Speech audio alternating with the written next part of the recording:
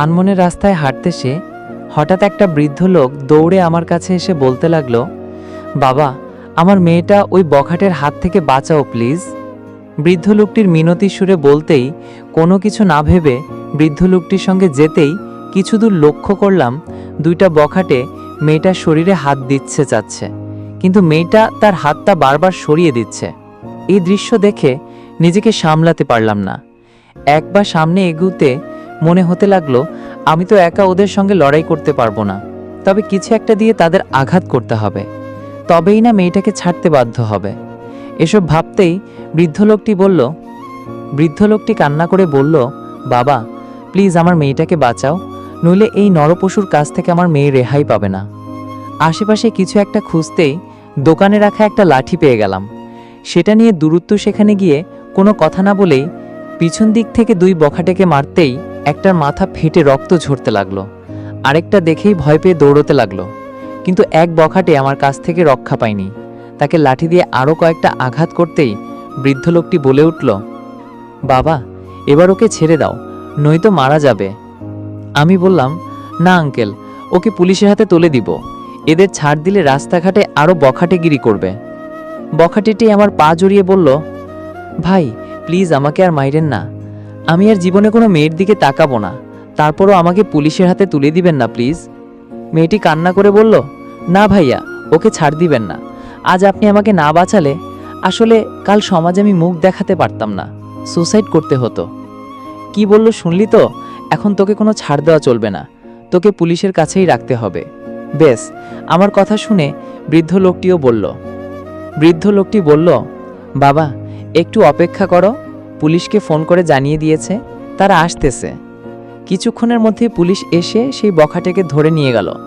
তারপর আঙ্কেলকে নিতে একটা প্রাইভেট কার এসে নিয়ে গেল। গাড়ি দেখে বুঝতে পারলাম আঙ্কেলটি অনেক বড় লোক।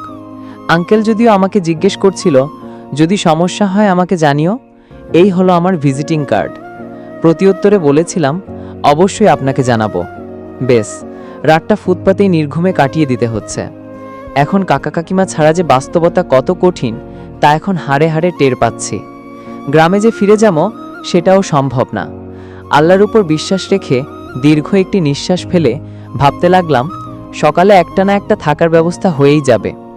উপর দিকে তানিশা এই কথা বলতেই তানিশার মা কান্না করে বলল, মা আজ বানরটাকে দেখছি না যে কই সে।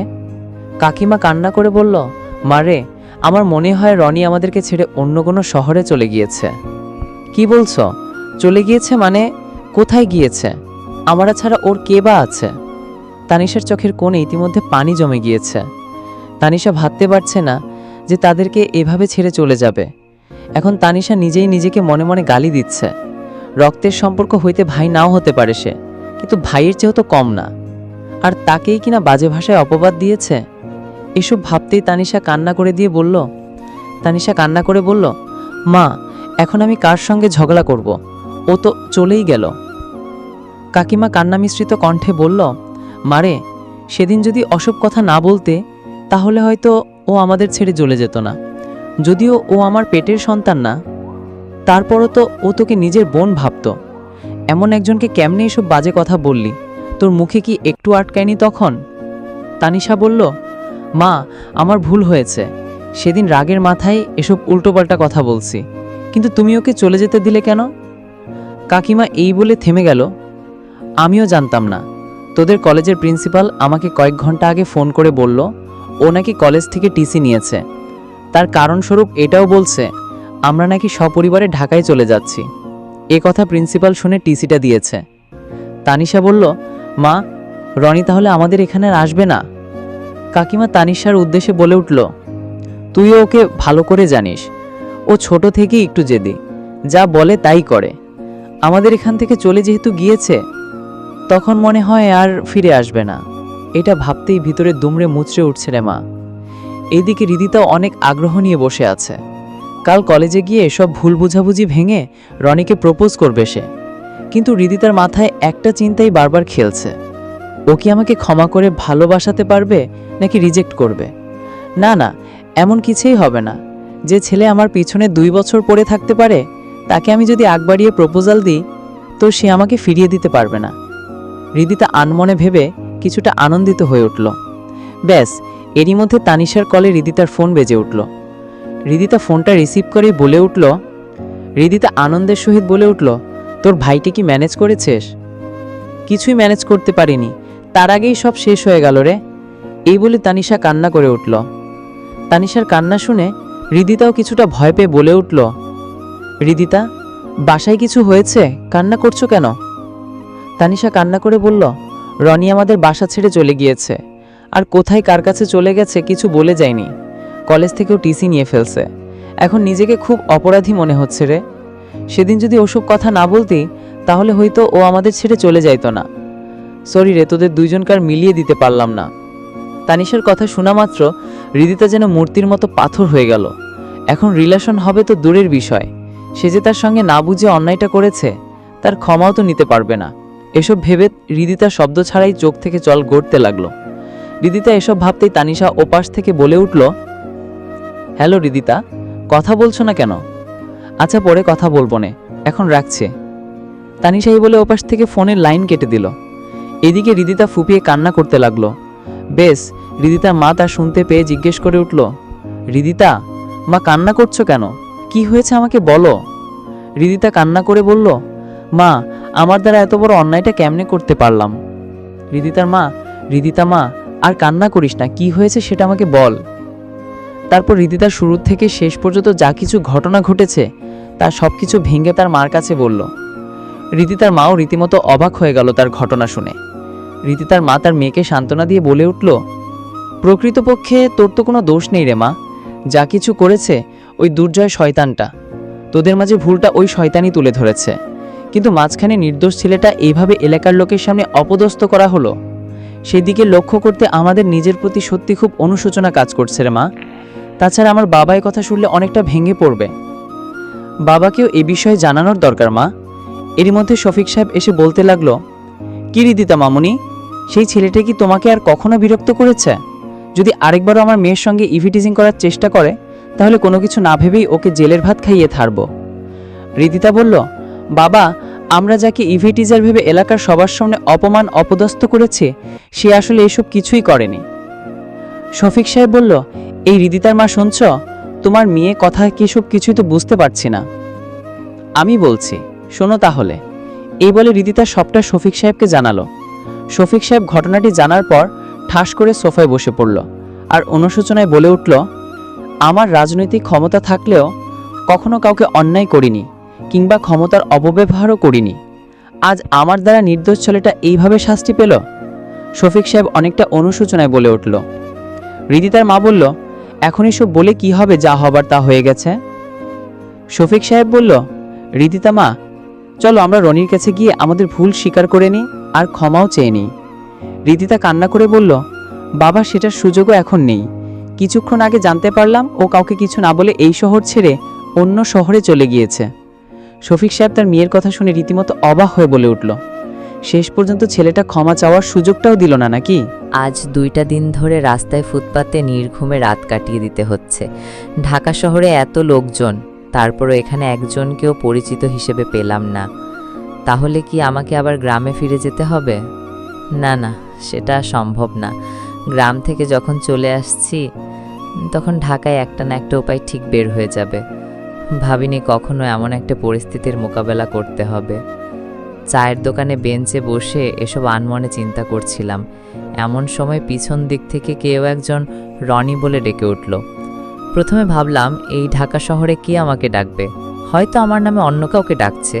বেশ, সেদিকে সাড়া না দিয়ে চা খেতে মনোযোগ দিলাম, কিন্তু আমার ধারণা ভুল প্রমাণিত হয়ে গেল। চা খাচ্ছি, এর মধ্যে পিছন দিক থেকে কাঁধে হাত রেখে কেউ একজন বলে উঠল, কিরে, কখন থেকে তোকে ডাকছি, শুনছিস না কেন? পিছনে দিকে তাকিয়ে লক্ষ্য করতে আমার চোখ তো কপালে উঠে গেল। আরে, এ তো তানভীরের স্কুলকালের ফ্রেন্ড।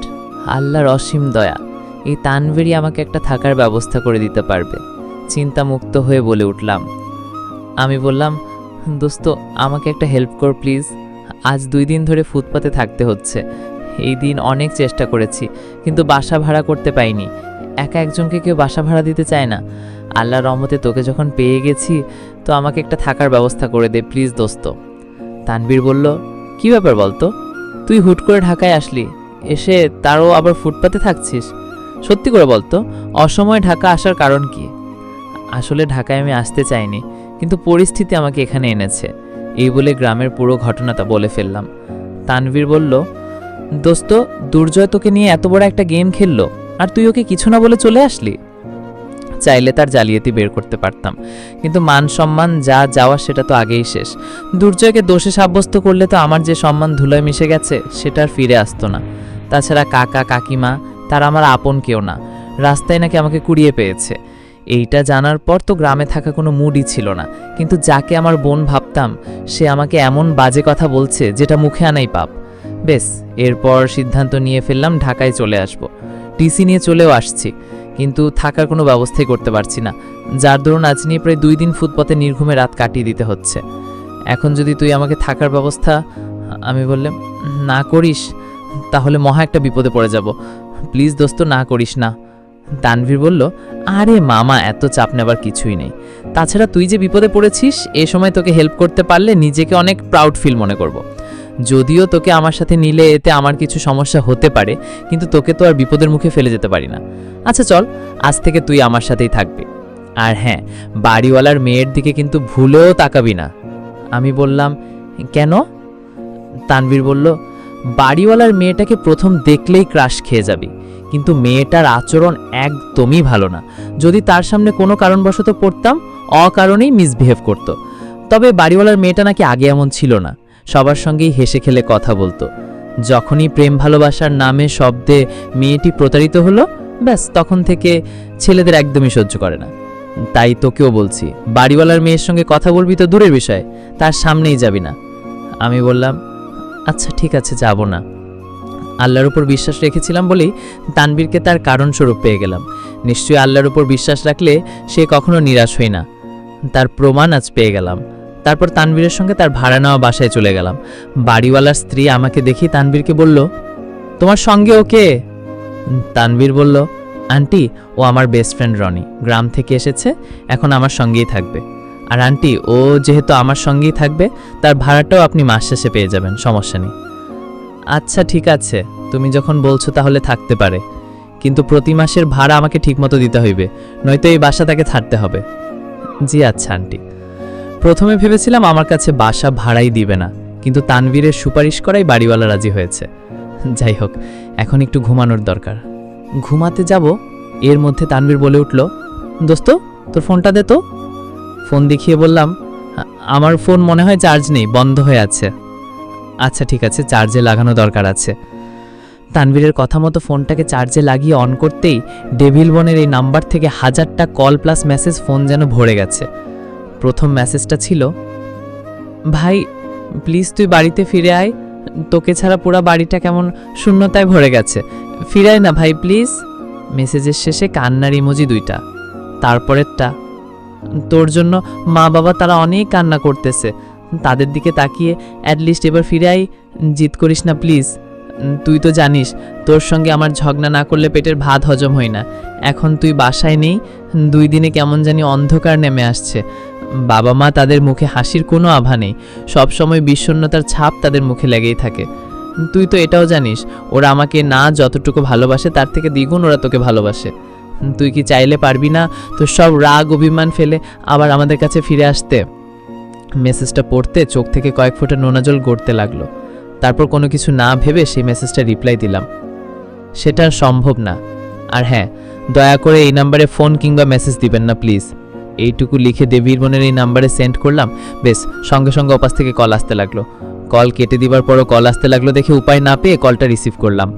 আমি বললাম, হ্যালো ভাই, তুই কই?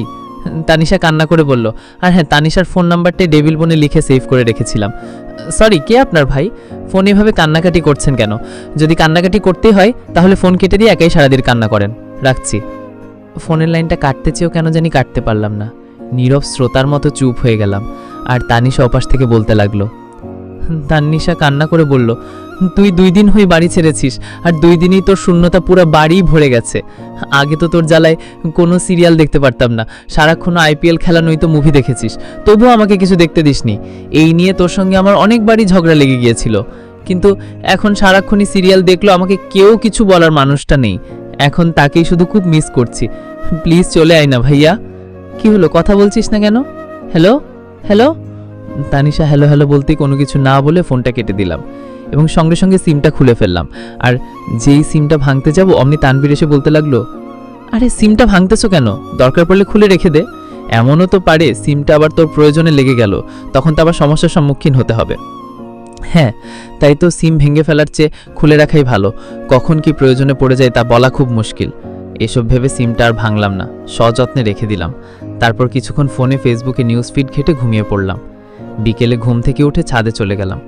নতুন জায়গা দেখার কৌতূহলটাও একটু বেশি, তাই কোনো বনিতা না করে ছাদে পড়ন্ত বিকালের প্রাকৃতিক সৌন্দর্য দেখছিলাম। হঠাৎ একটা মেইলি কণ্ঠে আওয়াজে বলে উঠল, এই ছেলে, তোকে ছাদে আসে পারমিশন কে দিয়েছে? পিছনে তাকাতেই আমার চোখ যেন কপালে উঠে গেল।